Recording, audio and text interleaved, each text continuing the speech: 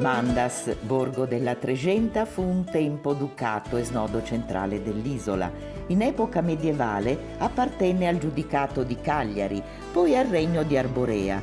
Nel 1614, durante la dominazione spagnola, divenne il capoluogo del ducato di Mandas Villanueva fino al 1838. Da visitare la seicentesca chiesa di San Giacomo ed il convento di San Francesco risalente al Seicento.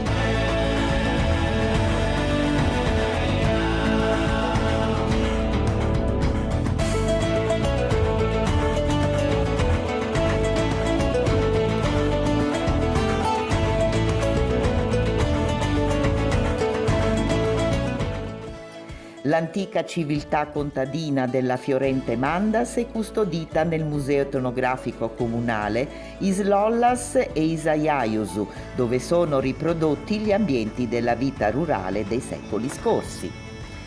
Il programma di domenica 17 dicembre, proposto in occasione di Saboris Antigus, prevede di far rivivere ai visitatori le tradizioni dell'antico borgo di Mandas.